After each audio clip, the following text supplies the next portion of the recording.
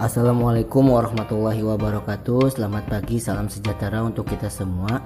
Hari ini kita masuk ke tema baru, tema 4, berbagai pekerjaan. Bertemu lagi dengan Pak Yayat. Hari ini kita akan belajar tema 4, subtema 1, jenis-jenis pekerjaan muatan bahasa Indonesia. Mengulas isi buku sastra. Mengulas isi buku sastra artinya menjelaskan satu persatu hal yang dibahas dalam buku, menilai dan memberi pendapat terhadap buku.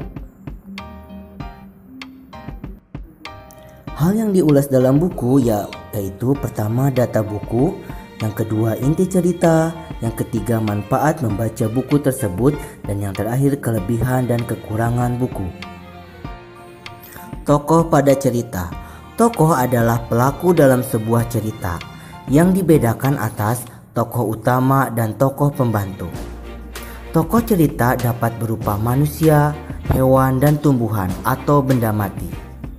Jika tokoh utama berwujud hewan, tumbuhan, atau benda mati, maka tokoh tersebut bertingkah laku seperti manusia.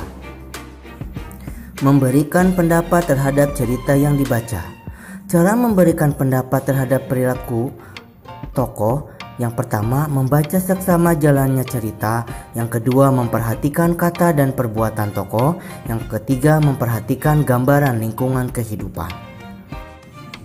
Saat memberikan pendapat, kita harus memperhatikan hal-hal berikut. Yang pertama, menggunakan bahasa yang santun, yang kedua komentar disampaikan dengan alasan yang logis, yang ketiga disampaikan secara jelas, dan yang terakhir keempat tidak menyinggung perasaan orang lain. Untuk lebih mengetahui tentang tokoh dalam cerita, ayo anak-anak buka buku tema 4-nya halaman 24, cerita mengenai semut dan belalang. Di tengah hutan, hiduplah seekor semut yang sangat rajin. Setiap hari semut itu selalu bekerja, mengumpulkan makanan dan menyimpannya di dalam lumbung. Teriknya matahari dan derasnya air hujan tidak mengurangi semangat sang semut untuk mengumpulkan makanan. Dengan bersusah payah, sang semut bekerja keras untuk membawa makanan, kemudian dikumpulkan dan disimpan dalam lumbung rumahnya. Pada suatu hari ketika sedang bekerja, sang semut bertemu dengan seekor belalang yang sedang asik berjemur sambil bermalas-malasan. "Hai Mut, kamu sedang apa?" tanya belalang. "Aku sedang mengumpulkan makanan untuk persiapan musim dingin," jawab semut. "Ah, buat apa kamu melakukannya sekarang? Musim dingin masih lama, lebih baik kita bermalas-malasan dahulu," kata belalang lagi. Sang semut tidak memperdulikan belalang. Ia tetap bekerja mengumpulkan makanan yang dijumpainya. Demikianlah sepanjang hari sang semut sibuk bekerja, sementara sang belalang bermalas-malasan.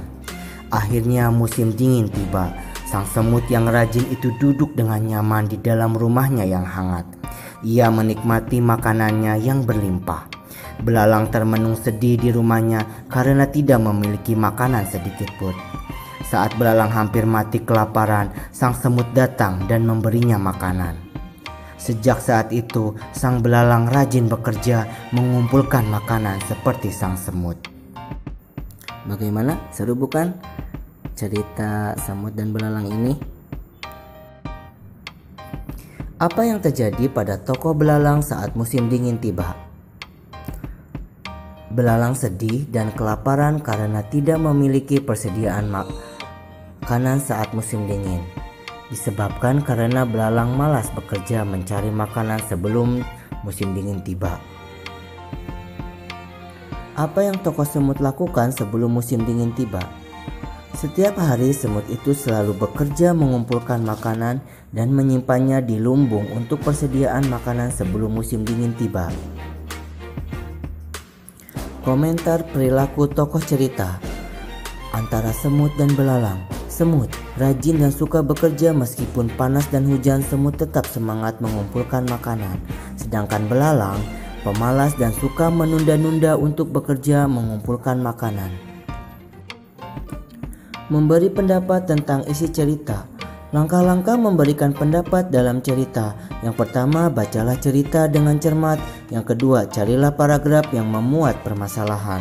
Yang ketiga, carilah penyebab awal munculnya permasalahan tersebut. Dan yang terakhir, carilah juga cara penyelesaian masalahnya.